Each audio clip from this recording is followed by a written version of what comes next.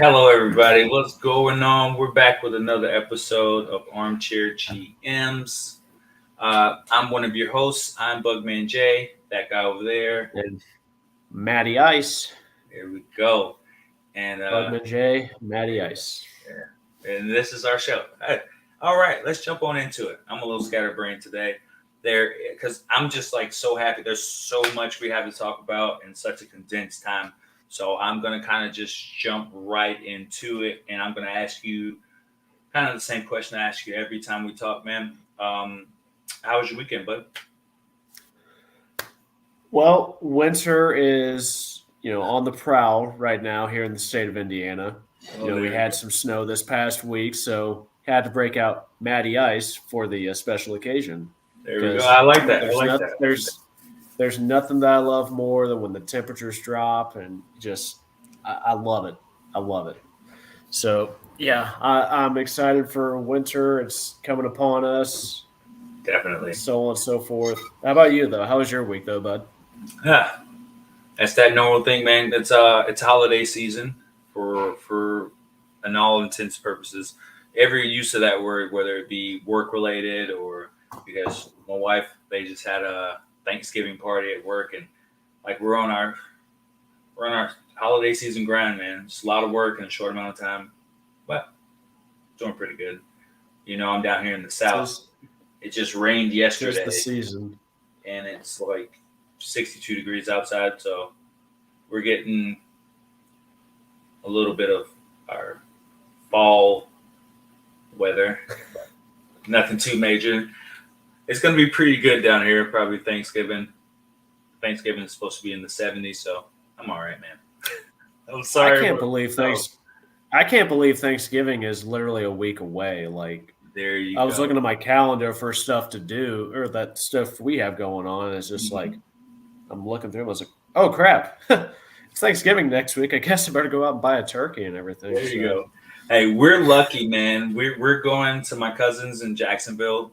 Even warmer weather. It's supposed to be like in the 80s down there. But anyway, um, and there, my cousin's hosting Thanksgiving at his new house. We helped him move in a couple months ago, so it'll be pretty cool to be there you down there go. and see a lot of my family I haven't seen in a couple years. So I'm ready for it.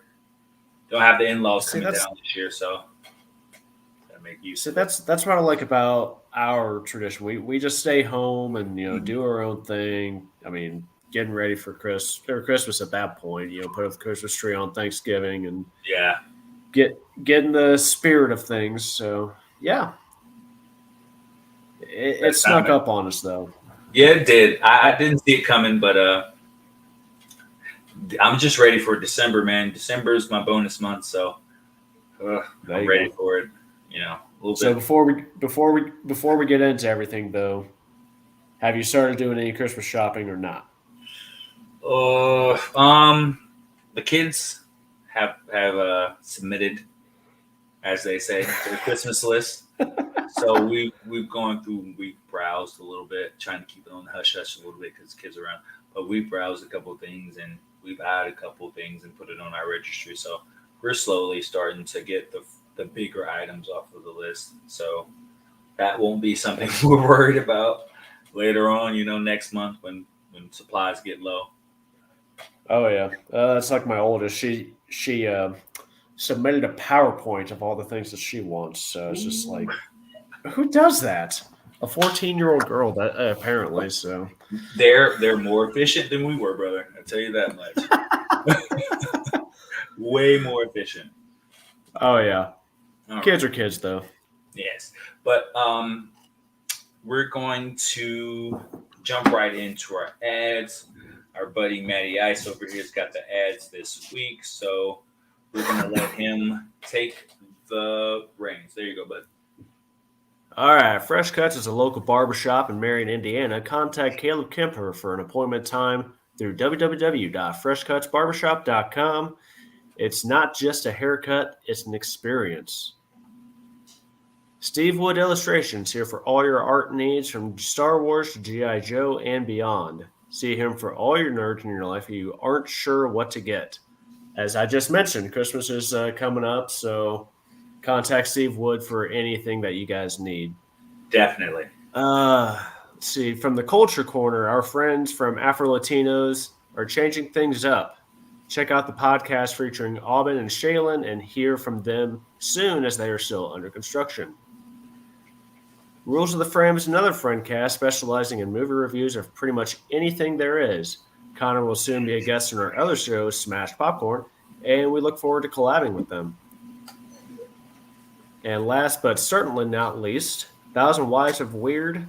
They are just that, weird. From reviews of weird movies to criticizing bad movie choices, Brad H. and Billy Martell will keep you entertained and laughing for hours on end. Check them out exclusively on Spotify.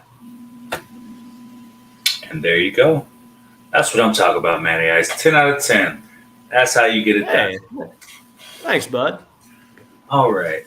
Where do you want to go from here? Yeah, I now say we we got cover lots. news and notes. Let's cover some news and notes. A lot of injuries from this past weekend. I'll let you jump right into those real quick. All right, we're going to get into it pretty quickly here. First and foremost, we got Khalil Herbert. Khalil Herbert has been placed on the IR, effective about 4 o'clock today. He has been placed on IR following a hip injury he suffered versus the Lions. He's out a minimum now of 4 games. So, what that means is that it's going to be back to David Montgomery. So you know what you're going to get with David Montgomery. So that is what is moving forward. He's basically the clear-cut number 1, and he immediately slots in as possibly my RB2, maybe high as number 11 this week on my RB list. Moving forward, Tennessee Titans Randy Bullock is a game-time decision for Thursday night. He is suffering from a calf injury prior to Week 10. They also have a veteran, Josh Lambo, on the practice squad. If you have Randy Bullock, you might want to look for other kickers, possibly Josh Lambo, considering what's going on. All right.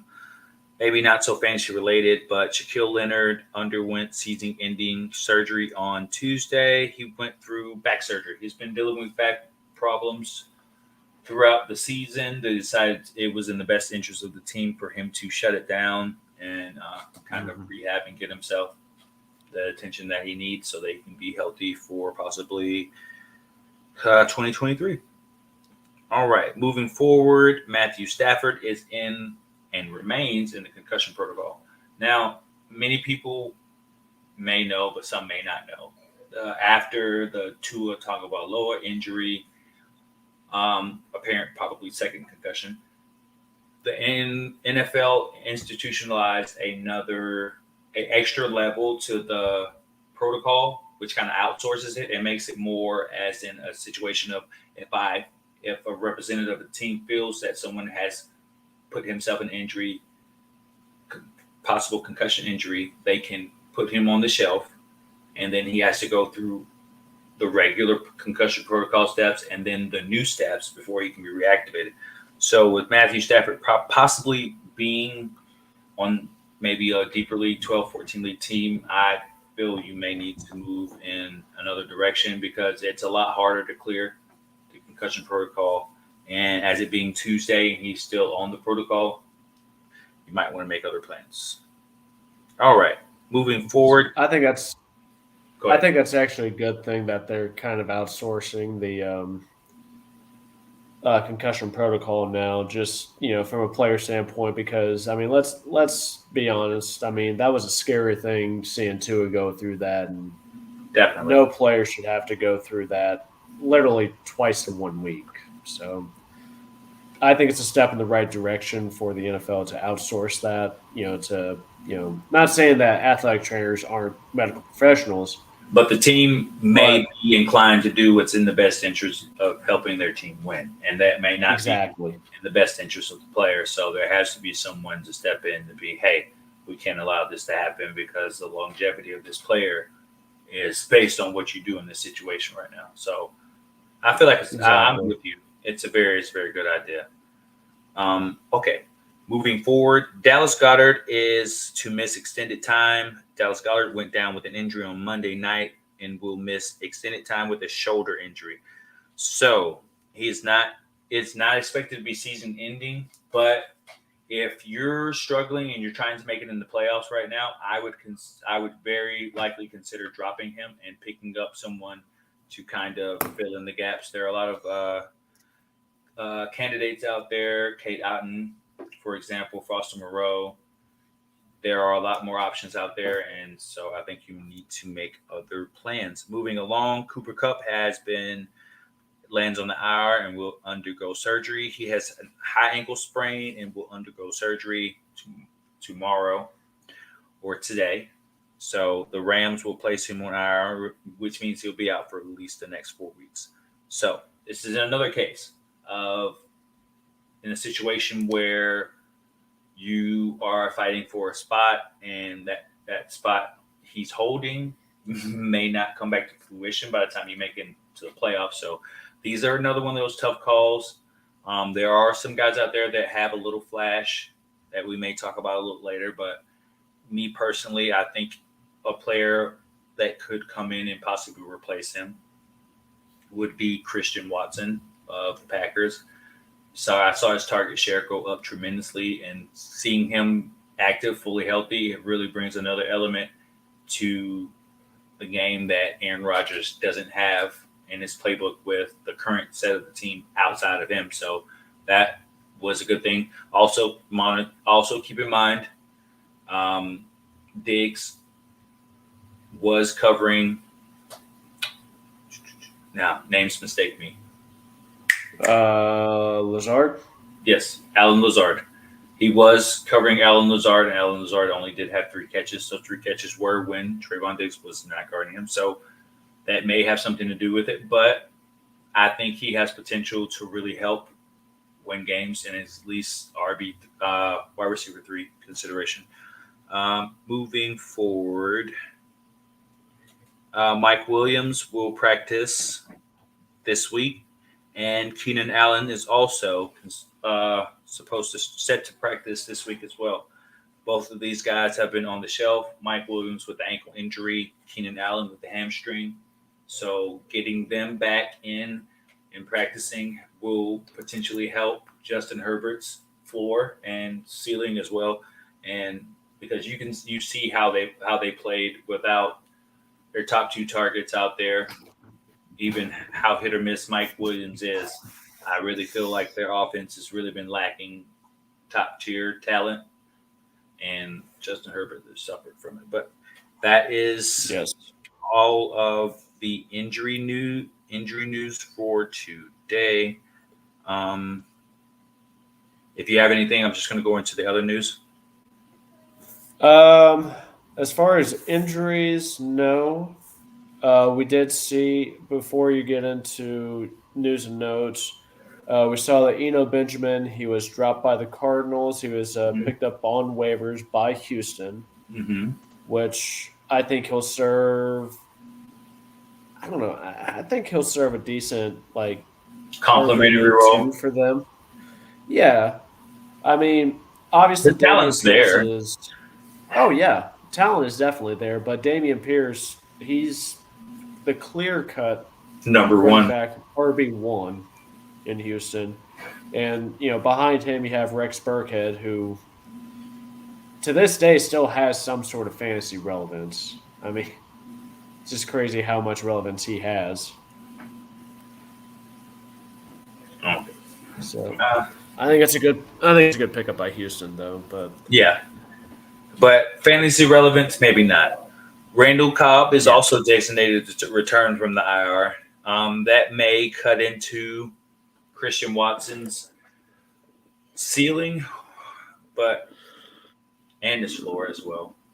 And also the drops will do the same thing. But that's something of fantasy relevance. But as of everything else, that's about it. And that is it for the only other news, which let's get into it. Let's address the elephant in the room. We talked about it already before we started. Jeff Saturday got his first win against the Raiders. I want your input on it. No, you don't. I want it. I want a hot take from Bugman Jay about Jeff Saturday getting his first W as a head coach for the Indianapolis Colts. Okay. Well, I have to give credit where credit's due. Good job of the Indianapolis Colts getting a win. Good job of Matt Ryan continuing to be a dud, but getting it done. And good job to Jonathan Taylor for coming back to his normal self. Looks pretty healthy. But I don't. I don't like the fact that Jeff Saturday is the head coach. I don't like the fact that the opportunity came to him when there was already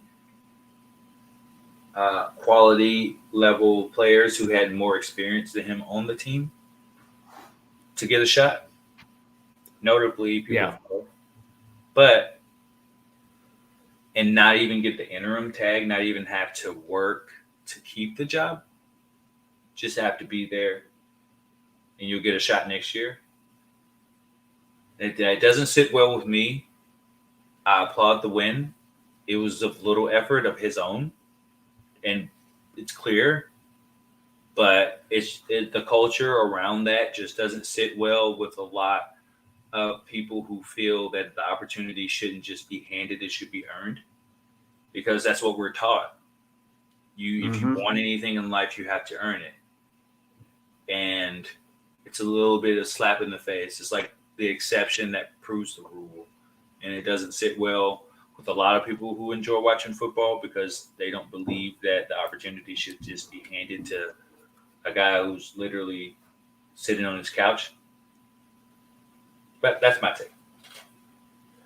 I was gonna say, I didn't initially like the hire. To be honest, I still don't like the hire. What I will say, first off, congratulations to Jeff Saturday for getting the W. Congratulations to the offensive coordinator. I can't think of his name, but the calls the plays he called turned out to be good ones, and Indy got a W. And Jeff Saturday, he did look like an actual head coach. I will give him that credit because Frank Reich, much respect to him, so on and so forth. But literally, when he's literally just standing there on the sidelines like this every week, no demeanor on his, just blank demeanor. It's hard. I think it's hard to follow or trust a coach who literally has no emotion. Jeff Saturday was up and down the sidelines. He was actually coaching. So I will give him credit for that. But I still agree with you on this. I don't necessarily like the hire. I do feel like there are a bunch of coaches who were more deserving of it. Particularly, like this past offseason, how many coaches were hired over someone like the likes of Eric Bieniemy from the Chiefs?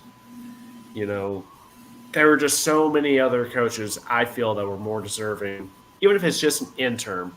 But Jeff Saturday, who was literally making commentary on ESPN a couple weeks back, and then all of a sudden, oh, hey, now you're the coach of the Indianapolis Colts. And it's just like, what about Reggie Wayne? What about Kevin Mawai? All these people who were already on the coaching staff of the Indianapolis Colts. Heck, even Gus Bradley. I mentioned that last week. I know that's not necessarily a good choice, but he was already on the coaching staff. So for all intents and purposes, I'm happy for Jeff Saturday for getting the W, but I still hate the hire. There you go. All right. And we shall digress. Yes. What do we have next? You want to jump right into Jocks and Jokes? All right. Let's roll right on into it. I'll let you take the lead on this one, bud. All right. So for this week, I have QBs and running backs for Jock or Joke. So my Jock of the week after looking at stats and so on and so forth, I got to give my jock to Justin Fields for QBs. He went 12 of 20, 167 yards, 2 touchdowns, 1 interception, 13 attempts for 147 rushing yards, and 2 touchdowns. Definitely. Dude, where the heck had I knew the talent was there, but out of nowhere, he's just been a terror for defenses the past few weeks. He has It's not even been so much. fire. It's not even been so much his passing game. He's efficient with it. He's throwing touchdowns, but I think he's doing the most damage with his legs. In the last 4 games, he has 5 rushing touchdowns and averaging just shy of 117 yards per game. So I'm curious to see what he does against your Atlanta defense this week. Oh, he's gonna eat them alive. We're gonna lose by 7 points, and I'm gonna hate every minute of this game. Oh, but I digress. Before I get, you know what, I'll do my joke, and then I'll let you take the reins on what you want to voice on. So my joke of the week is Justin Herbert. I could mention Taylor Heineke, but he got a W. I could mention Andy Dalton because he didn't have much of a performance, but those guys aren't really rostered a whole lot. I know there's a lot of people who are Justin Herbert fans who have them on their roster. He went 21 to 35, 196 yards, 1 touchdown, 1 interception, only got 12.04 points. If I had to name a quarterback who has been we'll call him the dud of the year for fantasy, Justin Herbert is in that conversation. Next to quarterbacks like Tom Brady or Aaron Rodgers at this point. Justin Herbert is up there. Obviously he's been missing his top 2 targets with Keenan Allen and Mike Williams. That's the only reason why I'm not putting him at the top of that list for dud of the year. But you mentioned it, Jay, Keenan Allen is expected to return to practice. Mike Williams is supposed to return to practice this week. Hopefully we can see some shed of, semblance of life in this offense. Yeah. It's been downhill, man. Yeah. It really has. And, even Eckler can't really help that team right now anyway. I mean, just to, like a side note, but he can only do one thing at a time. He can't do everything. Yeah. He can't do everything. He can't. So that's my jock and joke of the week for QBs. What do you want to touch on for your piece though for QBs? Okay. As many of you know, I am an avid diehard Atlanta Falcons fan, and this may not come as a surprise to anyone, but I'm going to rant about what I feel Arthur Smith needs to do with Marcus Mariota. He needs to take him out of the game. He does not need to play anymore. He does not need to prove that he can be a starting caliber quarterback because he is dead in the water. He's like as dumb can get. Like I can't understand how you can make the decisions. The butt pass killed it for me. When he made the butt pass, all I heard in my head was, "Oh, I can't even do it." Like I just heard just the dumbest thing you could ever hear in your head ever spoke in the life. Like, my name is Jeff. That's all I heard. Like he doesn't know what to do with the football. Like, dude, just hold on to it, take the sack, and punt the ball away. But no, you have to attempt to throw a pass off of your butt. Who does that? Like his QBR rating for PFF is so low, I don't even want to read it out loud. And for Arthur Smith to come out and say, "Hey, I at no point in time ever considered benching him during that game. I want to literally take my glasses off of my face put them through the screen and say, look through these and tell me you wouldn't send him home without pay. Like, I don't even want to pay you for what you just did. Like, I don't even want to pay you anymore. Arthur Blank, get him out of here. Like, mafia style. Like, he needs to go. I swear,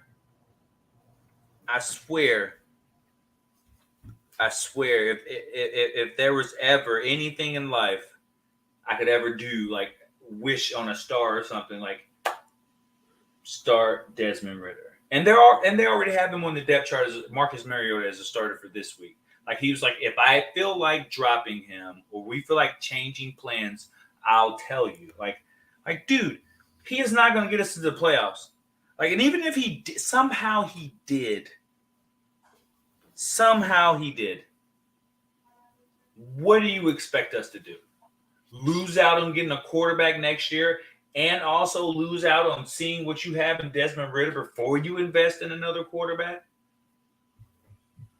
Like, mind-boggling.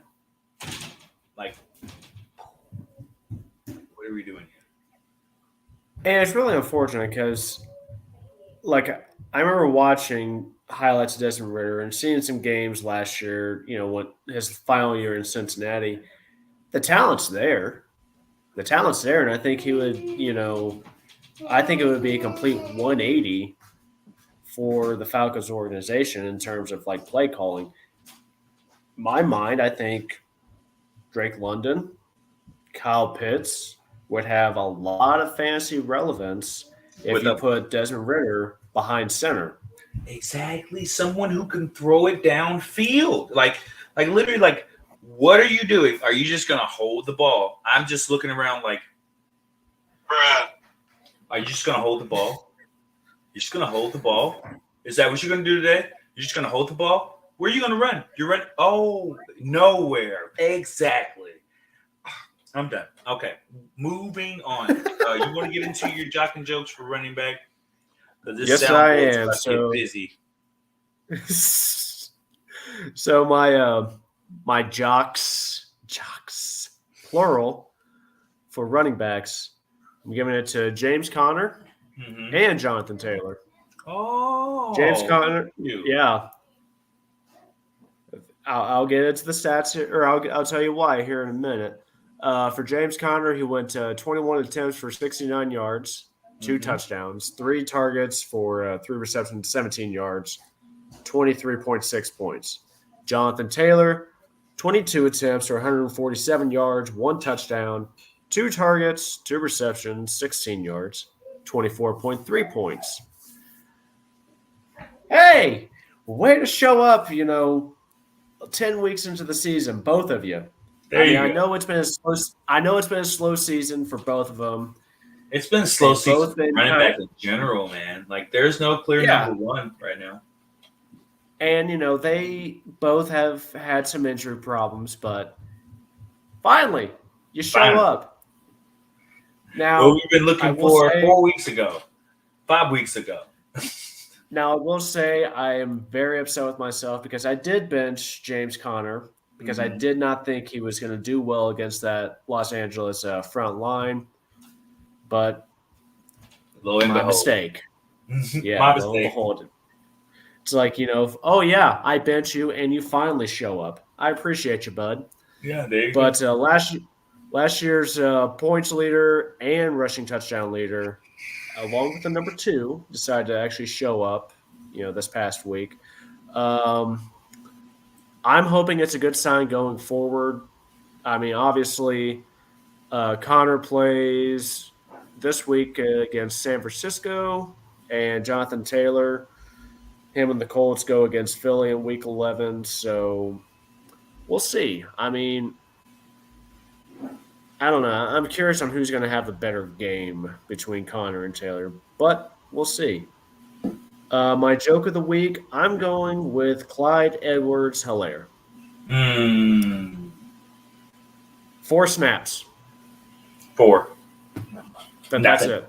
Nothing. No rushing attempts, no targets, nothing. Now, I just want to point out that as of This is pre-recorded, by the way. This is on a Tuesday, so wherever wires haven't hit, I know he's about to get dropped like there's no tomorrow. But as of today, on Tuesday, he is 85.8% rostered. Hmm. I see that dropping abundantly. Yeah, about 40%. I see. Because he Oh went yeah, from being RB 12 to being RB 136. I was hoping you would actually remember that because I was about to. I couldn't remember what his ADP was, going into the season, but it's abundantly clear that Andy Reid has given RB1 spot to Isaiah Pacheco Yep. as in the third game in a row. That's he's been the starter. I would have thought that he would complement him well, be a RB2 in that Kansas City offense, but no, it's going to Jerick Jared McKinnon. McKinnon, which I'm glad for because I loved Jerick McKinnon when he was in Minnesota. So I'm going to hit you with a early lightning round. Let me get my stuff while you pull up the graphic real quick.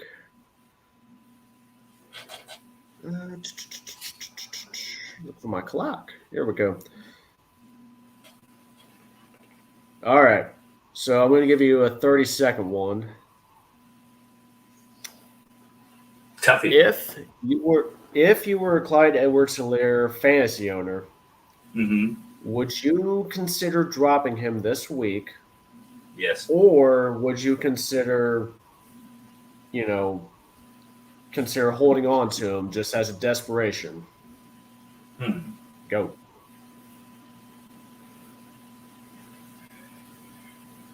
I would drop him.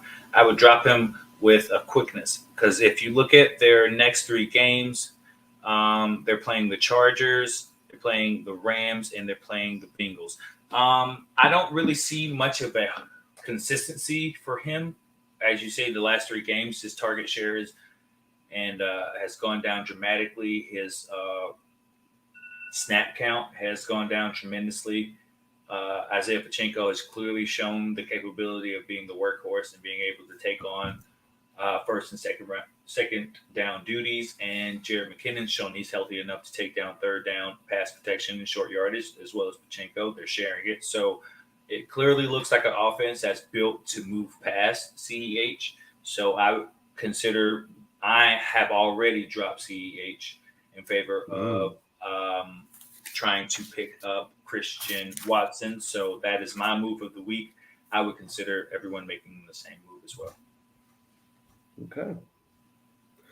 But yeah, that's all I have for my jocks and jokes for QBs and running backs. Jay, let's go ahead and hop into wide receivers and tight ends for you, bud. All right. I have CD Lamb. It's obviously my jock of the week at wide receiver. And I also have a honorable mention for Christian Watson based on what he did today. But we're going to get into CD Lamb first. He was 11 receptions on 15 targets for 150 yards. He also had 5 20-plus yard catches, 2 touchdowns, and he had 38 fantasy points. That is what you would call the game everyone's been looking for to see if CeeDee Lamb is able to take over and be the alpha. And he clearly showed that he was the alpha, and he got it done, averaging 13.6 yards per reception. That's clearly getting yourself open, getting in those spots. 5 20-plus yard catches. That means he was catching the deep ball. He was putting himself in the position to catch the ball. His catch radius is so awesome. Like watching him catch the ball is like looking at Calvin Johnson, you know, the ability just to turn your body in the way the ball is coming to you and make that catch. And I want to give an honorable mention to Green Bay Packers wide receiver Christian Watson, the rookie. He's finally seeming to be healthy. He did suffer for some drops today. He had two notable drops, but he did have 4 receptions on 8 targets for 107 yards.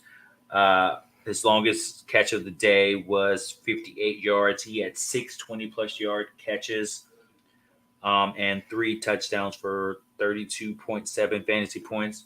And he's only 7.4% rostered. As I said before, Alan Lazard was covered by their top cornerback, by Dallas's top cornerback, so that may have affected his target share. But clearly, he has the ability to make separation and make those deep catches. Those touchdown catches were magnificent, magnificent. My joke of the week is Claypool, Chase Claypool. Um, it doesn't really seem like he's fitting in that offense. He had one reception on 2 targets for 8 yards and totaled 1.8 fantasy points, and he's 71% rostered. Many people thought that he would have a greater opportunity to take on a bigger team, but it seems like it's the same old Claypool, and I don't think it's going to move any farther going forward, especially with their run-heavy offense. My jocks for tight end. It was kind of close between Travis Kelce and Cole Kmet, but I took Cole Kmet. He had 4 receptions on 7 targets for 74 yards. He had a 50-yard reception, and he also had 2 touchdowns. It gave him 23.4 fantasy points, and he is also someone on the waiver wire because he's only 49.4% rostered. He's seen a consistent target share, and that is something that I really look in a tight end, especially one of these top guys that really should be up there. And he's not one of those guys that you hear every week, but I think you're going to get a better line of what he is as a tight end as the weeks go on.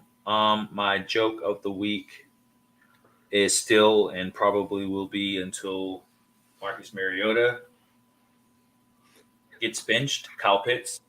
He had 2 receptions for 8 targets for 28 yards. I feel like I've said this before, and you're right. I have 3 times. Yeah. And a lot of the passes that were so-called drops by him were passes that were not put in the right position and were put too far out or just off. It's just off. And until they make a change or Marcus Mariota turns back into the prince instead of this pumpkin he is right now, then there's no hope for Kyle Pitts. I'm benching him. That's my bench of the week right there. I've been starting Cole Kmet over him. So before we get into our next segment, which is the waiver wire, so how hard was it for you to pick your jocks and jokes for wide receivers and tight ends? Because, I mean, a lot of receivers went off this past week. Yes. I mean, Justin Jefferson did. Stephon Diggs did. Yeah. Devontae Adams still had another big game, even though the Raiders lost. And, then you had Christian Kirk had a good game. Amar St. Brown had a good game. Gabriel Davis had a good game. Terry McLaurin had a good game. It was a very tough decision. Just Terry McLaurin didn't have any touchdowns. Yeah. And Gabe Davis, one of his catches was pretty contested, pretty iffy. One of his receptions was pretty iffy. No. Don't say it was iffy. Like we know it was an incomplete pass. Yeah. I'm just like the only reason why I wasn't too upset about it is because I have him on multiple teams. I do as well. At the same time. So I took it, but at the end of the day, that shouldn't have been a catch. I was going to say it was a very tough decision this week on who to choose, and also honorable mention to Nick Westbrook-Akeenum. He also had a good game. He was wide receiver 5 with 5 receptions of 8 targets for 119 yards and 2 touchdowns. Pretty good. That was a lot of good. That was a lot of good. Tight end was kind of easier to kind of predict because everybody was within the same range. No tight end in the top 12 had over 81 yards receiving. Not one. Really? Not one. I'm. Let me. Hold on. Let me. Oh. All right. I'm looking at weekend on Fantasy Pros. We have in the top five, tight ends, right? Mm-hmm. Only one, two, three. In the top five, only three have at least 70 yards receiving. Only three. If we go down to the top seven, only three have at least 70 yards receiving.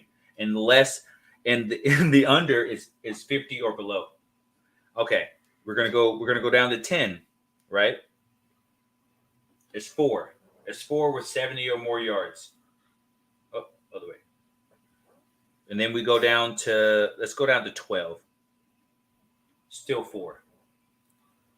Only four tight ends had over 70 yards receiving. It was touchdown and bust for many of these guys. And that's sad. That it's a very down year for in running backs and tight ends.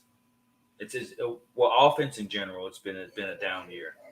But I I feel was like gonna. when we go ahead. I feel like we say it every week. How this has been kind of like a strange year Yes.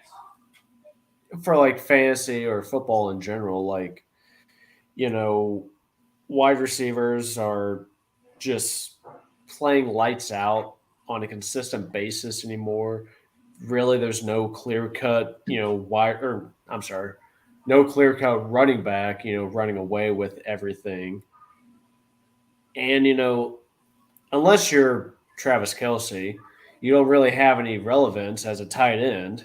So it's just, Because you're not because with Mark Andrews out, it's Darren Waller's out. I think I don't want to talk about Darren Waller. George Kittle is In turned one into league, a pumpkin.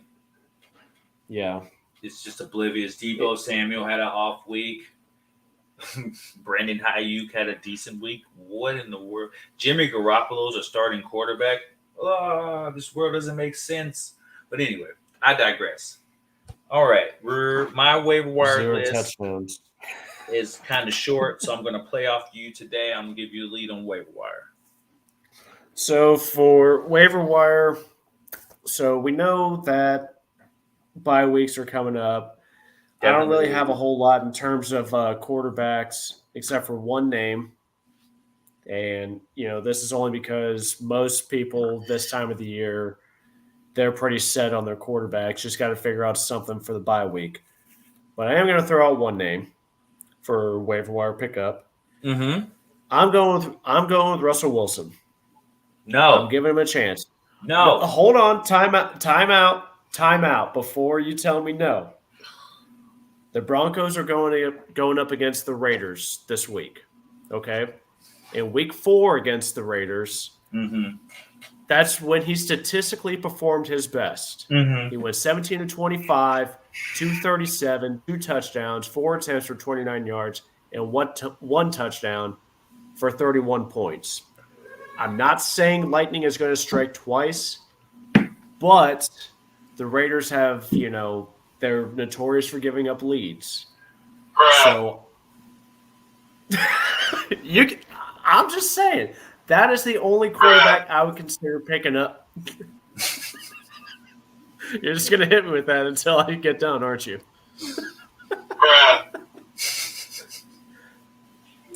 That I stand by what I say. I said what I said.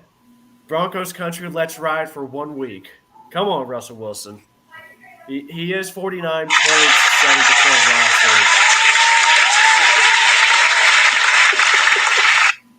I give you that. I give you that. Round of applause for that one. All right. All right. I give you that. I I appreciate give it. you that. Statistically, it's probably a good streamer bye week quarterback. I give you that. But you just have to understand that there are going to be a lot of limitations. Jerry Judy is out, so it's back to Cortland Sutton. Um, uh, Noah Fant. Now, no offense with the Seahawks. Who is their starting? Like, I don't even know the options. It's just that bad. I think it's Cortland Sutton and nothing else. For me, you're talking. They still have Melvin Gordon. mm-hmm. Chase Edmonds can be a pretty decent, He's not had no great, because involvement in this offense in the last 2 weeks. they were on the bye this past week, though. So he's had a couple weeks to learn that offense. Ah, So he could. I'm not saying he's going to be a difference maker. No. But now, what I am going to say was he can be somewhat of a reliable, target out of the backfield. So I have some hope for Russell Wilson, but it's one of those one and done. Have him for this week. If you have a quarterback that's on the bye, pick him up, but then that's it. speaking of quarterbacks that are on the bye, we're talking about Trevor Lawrence, Tua Tagovailoa, Geno Smith, and Tom Brady. A couple of these guys, outside of possibly Geno and Tua, are pretty much at the bottom of the QB rankings that were going to 12. So I consider spot starting Matt Ryan. Possibly not going to say Marcus Mariota, even though they're playing it up against a pretty lax defense that Chicago brings to the table. There's a couple guys. I wouldn't give up on Tyler Heineke, even though I think Carson Wentz is possibly coming back into being a part of the offense again. I don't. I'm just gonna scream. I'm just gonna scream Matt Ryan every time you say Russell Wilson. I'm just gonna back Matt Ryan every time. Hold on. Let's just get to Matt Ryan just for one brief second. All right. We saw Matt Ryan do something we've never seen him do this past week, and that was turn on the Jets and outrun the defense out of nowhere. There you go. Like, I'm watching that part of the game, and I'm just like, what is happening right now? Like, this is not what Matt Ryan does. But he turned it into a big gain, so, I mean, it worked for him. So I wouldn't expect him to do it ever again, though. But, no, I digress. Let's get back to waiver wires. For running backs, I do have Latavius Murray and Damian Harris. So Latavius Murray is 7.7% rostered according to NFL Fantasy. Damian Harris, 56.1% rostered. Then I also have Melvin Gordon, who is 72% rostered according to Yahoo. Chuba Hubbard, who is 30% rostered. Get him out of here. For deeper leagues, I would consider Chuba Hubbard. Yeah. But the big one in my mind is Tyler Algier. He is 58% rostered. I look, honestly, from a rushing standpoint, I look for your Falcons to have a field day because the Bears are giving up the fourth most points to opposing running backs. So I look for a big day out of Cordarrelle. I look for a big game from Tyler Algier. I'm going to get you one day for saying it like that. I am mispronouncing it. I'm sorry. I don't mean to mispronounce it. It's just one of those, like, I can now pronounce it. I'm going to ask you a question legitimately. With Matt Ryan being the back at under center with Indiana, do you feel that Paris Campbell is someone maybe possibly 12, 14 team, 16 team leagues consider adding? Or maybe even I would. Because I don't think Michael Pittman Jr. is, that guy. I don't think he's going to be the number one. Like, he's not going to make an impact. Now, Paris Campbell, he is a good number two. But at this point in the season, I would rather have Paris Campbell or Alec Pierce. Huh. Because both of those two have actually, like, they're not very consistent, but they make some big plays out of nowhere, and it's just like, okay. But yeah, I would consider picking up Paris Campbell in a 10, 12, definitely a 14 team league. Okay, I'll take that. All right. For me, let me look at my handy dandy list. I've already talked about Christian Watson. Um, for deeper leagues, Nick Westbrook Akeem. He is 0.9% rostered. Also, another name you talked about. I also talked about Paris Campbell, 20% rostered. Kadarius Toney for Kansas City. He saw a very decent target share. He is 49% rostered. Darius Slayton, he is 9.3% rostered.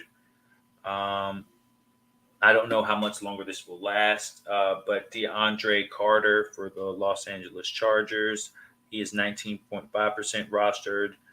And last but not least, Nico Collins of the Houston Texans. He received 10 targets. He has not received less than 7 targets in the last 3 games. So that is something to look at, possibly a production standpoint. He did also have a touchdown this week. So that is also someone to look at as well for wide receivers. And now I don't really like tight ends, so I'm going to be pretty brief with this one.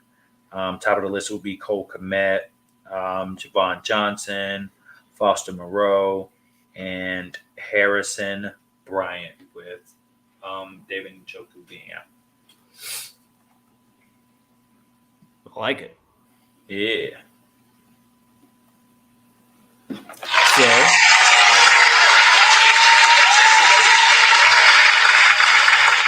I'm here all weekend.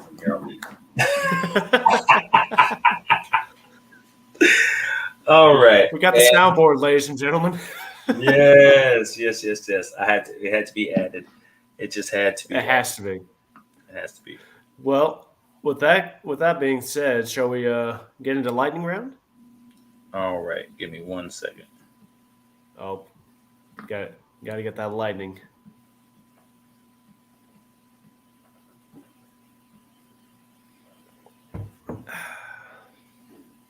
All right. Warriors 2, Dynasty Warriors 3, Dynasty Warriors 4, Dynasty Warriors 5, Dynasty Warriors 6, Man 2007, Man 2008, Man 2009, Man 2010.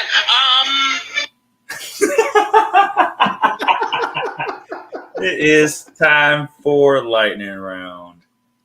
Woo! All right. So we already asked one question earlier, but you know what? I'm going to ask.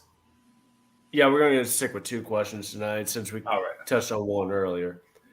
All right. So we made the comment, or we find out that Cooper Kupp is going to be out for at least the next 4 games, potentially longer, depending on how the LA Rams' season pans out for the rest of the year. So, Jay, with that being said, which wide receiver do you think will get like more action? Will it be Allen who'll be more productive? Will it be Van Jefferson or Allen Robinson? 30 seconds. My heart tells me Van Jefferson, but the coach in me tells me they're going to force feed Allen Robinson. I think they're going to be forced to find more ways. They might. I think it might work. Him playing in the slot, playing the Cooper Kupp role, moving around a little bit. He's also going to be a little bit limited. He's not as fast or as agile, but I feel like my coaching mind tells me that Allen Robinson will be the guy to pick. Okay. I'm going to go ahead and ask this question as well then. Same question, but more or less, we're going to the running game. Do you think there'll be some fantasy relevance for Darrell Henderson and Cam Akers? No. There's not any for them now. It's very limited. The offensive line is a cultural problem. I don't foresee them both having fantasy relevance. I can barely see one of them being above a flex as of right now because they just can't consistently keep the game moving. We see the same issue with the Rams. They consistently fall short because they're not balanced on either side of the ball. So if one part of the game's not balanced, the other one's not going to be either. Okay. I was actually expecting you to say yes to that one for whatever reason, but I see your point now. So, yeah. All right, It's last question. Or going ahead. it's one of those it's one of those things you notice, like, because if my team, the Falcons, sucks so bad, but the one positive part of their game is their run game, and I see how it works and how it moves and levels. There's no levels. There isn't any levels to the Rams' run game. It's right in front of you. Either you make the gap or you're done. And these two running backs put together can't seem to find a consistent way to make the gap, and they shouldn't have to. And that's why, because I kind of do like the Rams. I have been watching them, and it's kind of pissing me off because the offense seems so stagnant. An offense that was in the years of Todd Gurley was very high-powered, multi-dimensional, but you can see the talent pool has dried up at running back for them, and this is a result. Not wrong. No, you're good. You're good. I wanted to hear your take on it, so we're good. All right, so back to fantasy relevance. So we mentioned that Mike Williams coming back, Keenan Allen coming back. Can we expect Justin Herbert to bounce back and salvage this season at all from a fantasy standpoint? Definitely. I think he has an opportunity to be very relevant, especially in playoff season, because you obviously saw last year there had to be a little bit of regression, but I think it's going to come back into a positive light for him because with his two main targets back, at least having one of them back would make him very fantasy relevant. But I feel like he's going to be doubly so if Keenan Allen can get back to his usual self and Mike Williams pop the top off the defense and just create levels to it. And that's what you need as an offense. You need levels. You need to be able to hit them high, low, and in the middle. And those two guys come with that package put together in their DNA. So I look forward to them, Justin Herbert, having lights out weeks coming ahead with those two guys back in the lineup, especially if they're healthy, 100%. About as relevant as Russell Wilson is going to be this week. What? I wanted to just throw that jab in there because you heard what I said?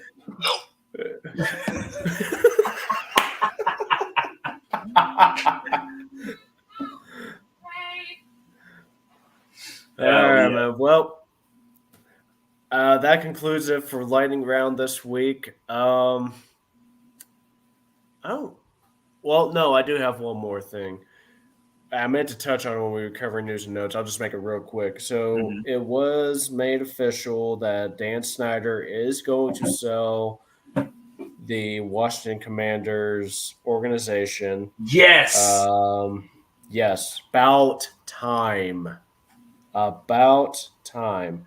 Now, there have been a lot of, potential buyers come out or, to put bids in on the team. One of those is Jeff Bezos, obviously. What? Yeah. I believe Robert Griffin III even wants to get some people together and go in and buy the team as well. So I don't know how much truth there is to that. That report came out right when everyone was trying to force Dan Snyder to sell the team, but I think it's a good thing. I think it's long overdue that Dan Snyder is no longer the owner of the Washington Commanders. Definitely. Hopefully we'll see a huge culture change within that organization in the coming weeks. So definitely. I don't really have anything else outside of that. Jay, you got anything there, bud? Go Dogs. That's what I got to say. It's another good week. Another good day going on, man. But I hope you guys have helped you out today. If If there's anything that you guys want to hear that we are not putting out there, we need you guys to rate, review, subscribe, tell a friend, help us help you. We were going to try to get out more content, keep our Twitter feed live and lit, as they say. But we are going to get out of here, and this is another episode of Armchair GMs, brought to you by Jocks of All Trades podcast. I am your buddy, Bugman J. Matty Ice here. Catch you guys on the flip side. Peace out.